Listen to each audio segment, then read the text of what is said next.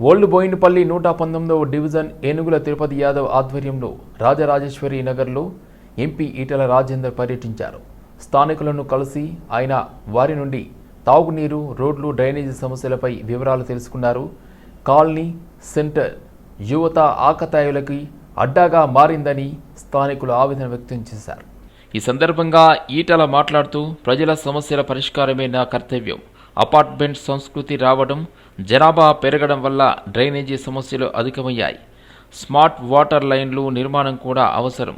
City అంతటా ఇదే పరిస్థితి ఉంది. లిక్కర్ ఆదాయంపై విమర్శిస్తూ మద్యం ద్వారా వచ్చే ఆదాయం సామాజిక సమస్యల సంకేతం. అభివృద్ధి ఆదాయంతో రావాలి కానీ మద్యం అమ్మకాలతో కాదని అన్నారు. ఇటు కమ్యూనిటీ హాల్ నిర్మాణం కోసం భూమి ఉంటే వెంటనే నిధులు మంజూరు చేస్తామని హామీ ఇచ్చారు. ఈ కార్యక్రమంలో బీజేపీ నేతలు కాంతారావు, వడ్డేపల్లి రాజేశ్వరరావు, శ్రీకర్రావు, రమేష్, శేఖర్, అరుణ, అర్జిత్ సింగ్, సంతోష్ గౌడ్ తదితరులు పాల్గొన్నారు. ఎక్కడ తిరిగినా కూడా అనేక సమస్యల విషవలయాలు తప్ప ప్రశాంతమైన వాతావరణం అయితే ఎక్కడ కనపడుతుంది. ఏ కాలనీలు అయితే ఆనాడు వెలిసినాయో ఆ కాలనీలు ఆనాడున్న జనాభాని బట్టి చిన్న చిన్న రోడ్లు, చిన్న చిన్న మురికి కాలువలు, చిన్న చిన్న తాగే పైపు లైన్లు, ఇది ఈ కాలనీలలో ఉండేటువంటి దృష్టి.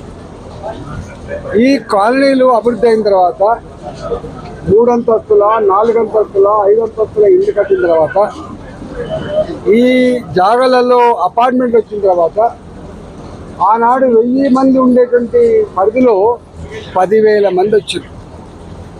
ఈ 10,000 మంది ప్రయాణం చేయడానికి రోడ్డు సౌకర్యం ఇదే, తాగే నీళ్ల పైప్ లైన్ కవే, మురికి నీళ్ళ పైప్ లైన్ కూడా ఇట్లా ఉండడం వల్ల అనేక రకాల నరకం అనుభవిస్తారు.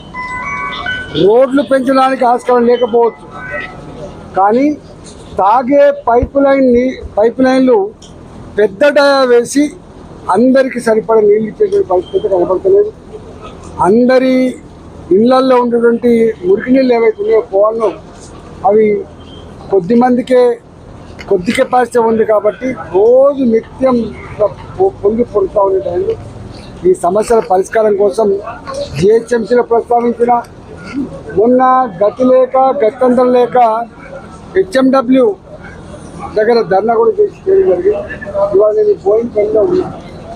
ఇక్కడ 10-15 కాలనీల ప్రజలు బాబు వాళ్ళు వేడుకుని, అయ్యా ఈ మురికి నీళ్ళు పోయేటట్టు బిడ్డ, వర్షం వచ్చిందంటే కంటి మీద కొనుక్కుంటలేదు బిడ్డ, మా ఇళ్లలో నీళ్ళు వస్తున్నాయి బిడ్డ, ఈ వర్షం నీళ్ళు పోయే కాలువలు కట్టి బిడ్డ అంటున్నారు.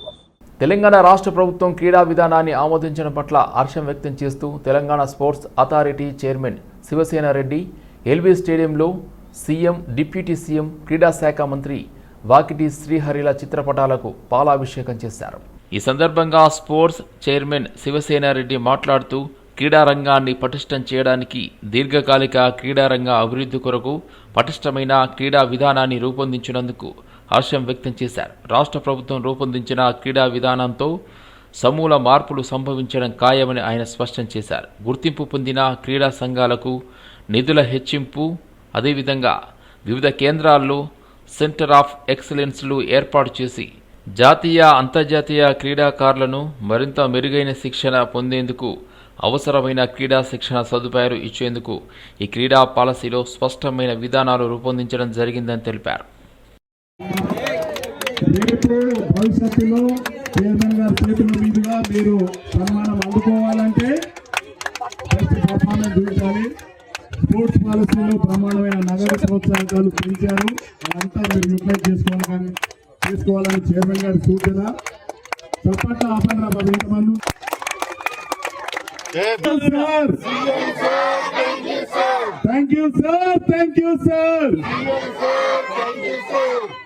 Sir, thank you sir. ఎవరైనా చిన్న పిల్లలు ఒకరిద్దరు ప్లేయర్స్ తెలంగాణ వచ్చినప్పటి నుంచి స్పోర్ట్స్ పాలసీ వస్తుందేమో ఎదురు చూస్తున్నటువంటి విద్యార్థులకు కానివ్వండి, స్పోర్ట్స్ అభిమానులకు కానివ్వండి, ఎందుకంటే ఎంతో మంది క్రీడాభిమానులు తెలంగాణలో ఉన్నారు. గతంలో ఇదే ఫుట్బాల్లో దాదాపు 6 ఛాంపియన్స్ కొట్టిన వాళ్ళు కూడా తెలంగాణలో ఉన్నారు. అటువంటి ఎంతో మందికి కూడా పాలసీ వస్తే పాలసీ ద్వారా ఏదో మేలు జరుగుతుందన్న ఆలోచన ద్వారా ఈరోజు ఆ పాలసీ ఎప్పుడు వస్తుందా అని చూస్తే దాదాపు 12 ఏళ్ల తర్వాత తెలంగాణ వచ్చిన తర్వాత ముఖ్యమంత్రి రేవంత్ రెడ్డి గారు ముఖ్యమంత్రి అయిన తర్వాత పాలసీ మీద ప్రత్యేక దృష్టి పెట్టిండ్రు. అదేవిధంగా వాకిటి శ్రీహరి గారు మంత్రివర్గంలోకి వచ్చిన వెంటనే ఈరోజు పాలసీని ఏర్పాటు చేయడం సంతోషకరమైన విషయం. పాలసీలో తెలంగాణలో విద్యార్థులకు సంబంధించినటువంటి అంటే స్పోర్ట్స్కి సంబంధించిన ప్రతి అంశాన్ని దానిలో క్రోడీకరించడం, దాంతోపాటు రాబోయే రోజుల్లో ఎటువంటి వెసులుబాటు కావాలన్నా చేర్చుకునే విధంగా స్పెషల్ జీవోలకు కూడా అనువుగా ఉండే విధంగా ముఖ్యమంత్రి రేవంత్ రెడ్డి గారు దానికి అన్ని ఆంక్షలతో కూడినటువంటి రోజు పాలసీని తీసుకురావడం జరిగింది. విద్యార్థులకు రేపటి నాడు మొన్నటి వరకు మీరు చూసిండ్రు, దీప్తి పారా ఒలింపిక్స్లో వచ్చినప్పుడు 2 లక్షల కంటే ఎక్కువ ఇవ్వడానికి జీవోలో లేదు. ముఖ్యమంత్రి దృష్టికి తీసుకుపోయినాం. తెలంగాణలో ఈరోజు పారా ఒలింపిక్స్ ఒక అమ్మాయి బ్రాంజ్ కొట్టుకొచ్చింది. ఆ అమ్మాయికి మనం ఏదైనా సాయం చేయాలి అని అడిగినప్పుడు అరే మనం జీవో ప్రకారం 2 లక్షల కంటే ఎందుకు ఎక్కువ వేయలేకపోతున్నాం అని ఆయన చాలా బాధపడ్డారు. తప్పకుండా ఈరోజు మనం ఆ అమ్మాయికి ఒక ఇల్లు ఇద్దాం, అదేవిధంగా ₹1 కోటి నగదు కూడా అమ్మాయికి కేటాయించాలని ఆ రోజు నిర్ణయం తీసుకోవడం జరిగింది, తీసుకుందాం. కానీ ఇప్పుడు పాలసీ వచ్చింది. పాలసీలో ఒకవేళ ఒలింపిక్స్ లో ఈరోజు గోల్డ్ కొడితే 6 crores ఇస్తామని చెప్పడం జరిగింది, సిల్వర్ లో 4 crores, అదే బ్రాంజ్ కొడితే 2.5 crores డైరెక్ట్ అమ్మాయి ఇంటికి చేరే విధంగా వీటన్నింటి విధంగా ఈరోజు పాలసీలో రూపుదిద్దుకున్నది. అంతర్జాతీయ మారక ద్రవ్య దుర్వినియోగం, అక్రమ రవాణా వ్యతిరేక దినోత్సవం సందర్భంగా మారక ద్రవ్యాలు వద్దు, జీవితం ముద్దు అని కాచిగూడ జూనియర్ కాలేజీలో సమావేశం నిర్వహించారు. యువత డ్రగ్స్కు అలవాటు పడకూడదని, వారి భవిష్యత్తును వారే సరిదిద్దుకోవాలని, స్పోర్ట్స్లో రాణించాలని సూచించారు. విద్యార్థులు మంచిగా చదువుకొని రాణించాలని, తల్లిదండ్రులకు మంచి పేరు తీసుకురావాలని కోరారు. ఈ సమావేశ కార్యక్రమానికి DCP Balaswamy, additional ACP Narasaiah, ACP Harish Kumar, CI Jyotsna ముఖ్య అతిథులుగా హాజరయ్యారు. Drug convener Srilatha, PS full committee సభ్యులు కూడా ఉన్నారు. మనల్ని అడిక్షన్ కి గురి చేసి మన పతనానికి కారణమయ్యే డ్రగ్స్ కూడా ఉన్నాయి. సో మనం అడిక్ట్ కావాల్సింది మనకి ఏవైతే యూస్ఫుల్ ఉంటాయో వాటికి మాత్రమే మనం అడిక్ట్ కావాలి. అందులో మనకు అడిక్ట్ కావాల్సిన డ్రగ్స్ కొన్ని ఉదాహరణలు మీకు చెప్తాను. రేపు మనము డైలీ ఒకసారి ఆడుకున్నట్లయితే, అంటే శారీరక వ్యాయామం చేసినట్లయితే అది మన ఆరోగ్యాన్ని, మన లైఫ్ స్టైల్ ని, మన జీవిత కాలాన్ని కూడా పెంచుతుంది. సో మనము వ్యాయామానికి అడిక్ట్ కావాలి.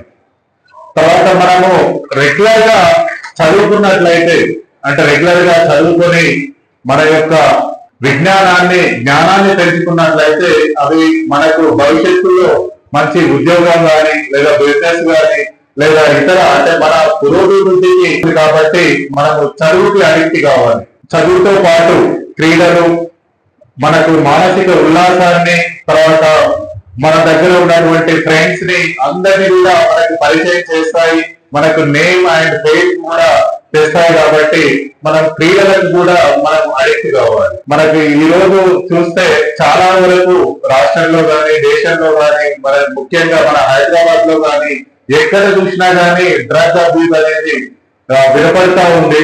దీనికి అంతటికీ ముఖ్య కారణం ఏంటి అంటే ఈ డ్రగ్ అబ్యూస్ అనేది మనము ఏదైతే మనకు అవసరం లేదో దాన్ని ఇల్లీగల్ గా వాడి దానికి అడిక్ట్ అయ్యి మన ఆరోగ్యాన్ని, మన శాంతిని, మన ఆర్థిక స్తోమతలని అన్నిటినీ కోల్పోవడం అనేది ఈ డ్రగ్ అబ్యూస్ వల్ల జరుగుతూ ఉంది. ఆషాఢ బోనాల ఉత్సవాలు 2025 ప్రారంభోత్సవం సందర్భంగా ఈరోజు లంగర్ హౌస్ చౌరస్తా వద్ద స్పీకర్ గడ్డం ప్రసాద్ కుమార్, మంత్రులు పొన్నాం ప్రభాకర్, కొండా సురేఖ, హనుమంతరావు, ఎంపీ అనిల్ కుమార్ యాదవ్, మేయర్ గద్వాల విజయలక్ష్మి, హైదరాబాద్ నగర పోలీస్ కమిషనర్ సివి ఆనంద్, ప్రముఖ ప్రజాప్రతినిధులు గోల్కొండ జగదాంబిక మహంకాళి అమ్మవారికి పట్టు వస్త్రాలు సమర్పించి అమ్మవారికి తొలి బోనం సమర్పించారు.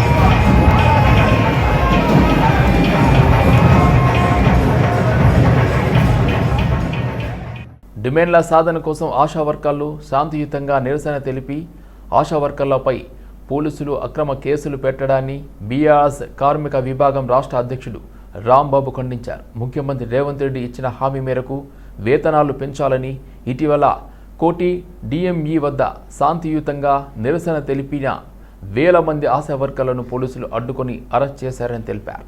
పోలీసులు మహిళలని చూడకుండా అప్రజాస్వామికంగా ఈడ్చుకుంటూ వెళ్లారని, కాంగ్రెస్ ప్రభుత్వం ఇచ్చిన హామీలను అడగడం ఆశాల తప్ప అని ప్రశ్నించారు.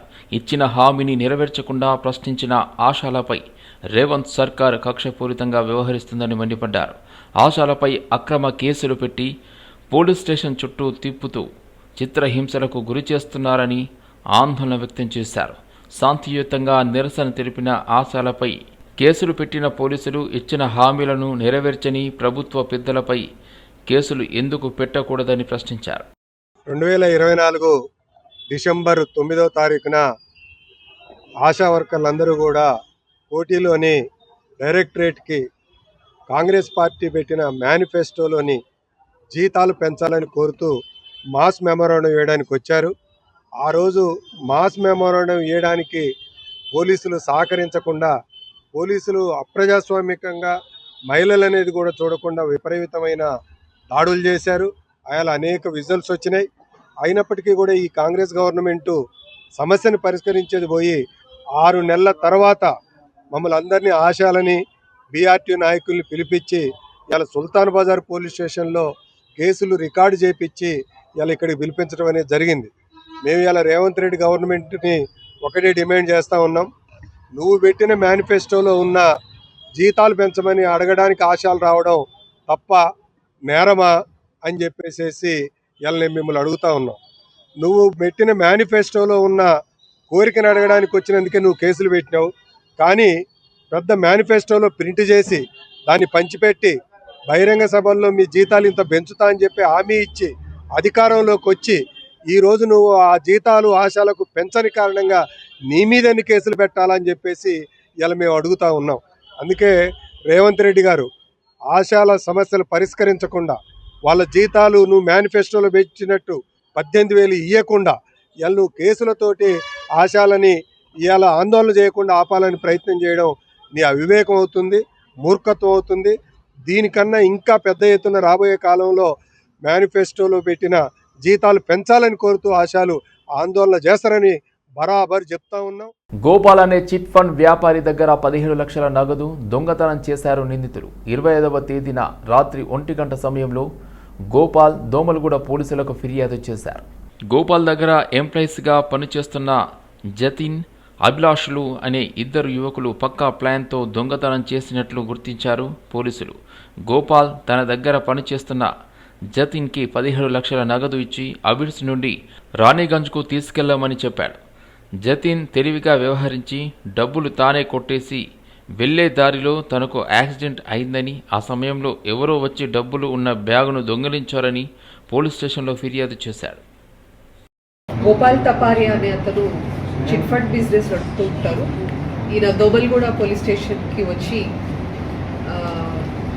ఈయన ఎవరైతే జతిన్ అనే అతని దగ్గర కలెక్షన్ బాయ్ ఉన్నారో అతనికి పంకజ్ అగర్వాల్ అనే అతని దగ్గర నుంచి 17 లక్షలు కలెక్ట్ చేసుకొని వాళ్ళ అదర్ ఆఫీస్లో హ్యాండ్ ఓవర్ చేయమని చెప్పి పంపించగా అతను తిరిగి రాలేదని అతని ఫాదర్తో ఎంక్వైర్ చేస్తే అప్పర్ ట్యాంక్మెంట్ మీద అతనికి యాక్సిడెంట్ అయింది. అలానే ఏదైతే క్యాష్ క్యారీ చేస్తున్న బ్యాగ్ ఉందో అది యాక్సిడెంట్ అయిన సమయంలో మిస్ అయింది అని చెప్పి తెలియడంతో ఈ గోపాల్ గారు వచ్చి కంప్లైంట్ ఇవ్వడం జరిగింది.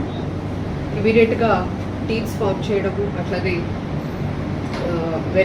ఎంక్వైరీస్ మొదలుపెట్టిన తర్వాత తెలిసింది ఏంటంటే ఈలోపు మన దగ్గరికి పోలీస్ స్టేషన్ దగ్గరికి ఈ జతిన్ అనే కుర్రాడు రావడం, అతను ట్యాంక్ బండ్ మీద నేను డబ్బులు కలెక్ట్ చేసుకుని వస్తున్న క్రమంలో యాక్సిడెంట్ అయి పడ్డాను, స్కిడ్ అయి పడ్డాను. ఆ క్రమంలో నా దగ్గర ఉన్నటువంటి క్యాష్తో ఉన్నటువంటి బ్యాగ్ ఎవరో తెలియని వాళ్ళు దొంగలించారు అని చెప్పి అతను మనకి చెప్పడం జరిగింది. అయితే అతను చెప్పే విధానము, అతను చెప్తున్నటువంటి సీక్వెన్స్ ఆఫ్ ఈవెంట్స్ మీద అనుమానం వచ్చి మనము సీసీటీవీ ఫుటేజెస్ వెరిఫై చేయడము, ట్యాంక్ బండ్ మీద అతను తీసుకున్న రూట్ ఏదైతే ఉందో ఇవన్నీ వెరిఫై చేసిన తర్వాత, అలానే ట్యాంక్ బండ్ మీద ఉన్నటువంటి ఐ విట్నెసెస్ని కూడా వెరిఫై చేసిన తర్వాత ఒక నిర్ధారణకి ఏమొచ్చామంటే ఈ జతిన్ అనే అతనే అబద్ధం చెప్తున్నాడు, రాబరీ జరిగింది, దొంగతనం జరిగింది అని చెప్పి వాళ్ళ ఓనర్తో అబద్ధం చెప్తూ ఈ 17 lakhs క్యాష్ని కూడా అతనితో పనిచేస్తున్నటువంటి అభిలాష్ అనే అతని సహాయంతో దొంగతనం చేయడం జరిగింది. దీనికి సంబంధించి ఆర్టీఏ కార్యాలయాల్లో ఏసీబీ ఆకస్మిక దాడులు నిర్వహించింది. ఉప్పల్, తిరుమలగిరి ఆర్టీఏ కార్యాలయాల్లో ఏకకాలంలో ఏసీబీ సోదాలు చేసింది. అధికారులకు ఏజెంట్ల మధ్య పెద్ద ఎత్తున అవినీతి జరుగుతుందని ఏసీబీకి ఫిర్యాదులు అందాయి. 10 మంది కీలక ఏజెంట్స్ని అదుపులోకి తీసుకున్నట్టు సమాచారం రావడంతో వారి సమాచారం ఆధారంగా ఉప్పల్, తిరుమలగిరిలో సోదాలు చేశారు. సిబ్బందిని బయటికి పంపించి సోదాలు చేస్తున్నారు అధికారులు. సర్ప్రైజ్ చెక్ చేద్దామని మా టీం మొత్తం తీసుకొని తిరుమలగిరి ఆర్టీ ఆఫీస్కి వచ్చాము. 12:30కి మేము ఆర్టీ ఆఫీస్ లోపలికి ఎంటర్ అయ్యాము. అంతకుముందే ఆల్రెడీ మా టీము ఎంటర్ అయ్యి ఎవరెవరు ఏజెంట్స్ ఉన్నారు, ఏంటి ఇక్కడ ఏమేం చేస్తున్నారు అని చెప్పేసి వెరిఫై చేసి పెట్టుకున్నారు. 12:30కి సర్ప్రైజ్గా అందరు ఏజెంట్స్ని పట్టుకున్నాము. దాదాపు ఒక 20 మెంబర్స్ దొరికారు. అందులో కొంతమంది వాళ్ళ ఓన్ వెహికల్ గురించి వచ్చామని చెప్తున్నారు. అది వెరిఫై చేస్తున్నాం. ఇంకా వాళ్ళ దగ్గర వాళ్ళ ఫోన్స్ వెరిఫై చేస్తున్నాము. క్యాష్ దొరికింది, కొంతమంది దగ్గర డాక్యుమెంట్స్ దొరికింది, చాలా ఆర్సీ బుక్స్ ఉన్నాయి కొన్ని బ్యాగులలో. ఆ ఏజెంట్స్ని ప్రత్యేకంగా ఇంకా వెరిఫై చేస్తున్నాం. ఇంకా టైం పడుతుంది టోటల్ ఎన్ని ఆర్సీ బుక్స్ దొరికాయి, ఎంత అమౌంట్ అని చెప్పడానికి. తర్వాత ఆర్టీఏ గారేమో అదే టైంలో బయటకు వెళ్ళారు. ఫోన్ చేస్తే వస్తున్నాను అని చెప్తున్నాడు ఎరిస్వామి ఆర్టీఏ గారు. అతను వచ్చేదాకా కూడా వెయిట్ చేస్తాం ఇక్కడ. ఆ లోపల డీటీ గారిని, అఫ్రీన్ మేడం గారిని పిలిపించాము మేము, అఫ్రీన్ సిద్దిక్ గారిని. ఇంకా ఎంక్వైరీ నడుస్తుంది. ఇప్పుడు ఒక 20 మెంబర్స్ దాకున్నారు. దాంట్లో ఒక 3-4 దగ్గర చాలా ఆర్సీ బుక్స్ దొరికాయి. కొంతమంది దగ్గర 50 ఏవో ఆర్సీ బుక్స్ ఉన్నాయి. ఏదో ఇది ఎప్పటి నుంచి నడుస్తుందని చెప్పలేదు. మేము సర్ప్రైజ్ కాబట్టి ఈ రోజే వచ్చాము, ఎంటర్ అయ్యాము. ఈ రోజు వచ్చినాక ఒక 1/2 అవర్ మేము దాన్ని విజువలైజ్ చేసుకున్నాక స్ట్రైక్ చేశాము. పిటిషన్స్, కంప్లైంట్స్ వచ్చాయి కొన్ని, వాటి వెరిఫికేషన్ కూడా అది తర్వాత నడుస్తుంది. ఇది మాత్రం ఓన్లీ సర్ప్రైజ్ చెక్. ఈ రోజు 1 డే ప్రోగ్రామ్.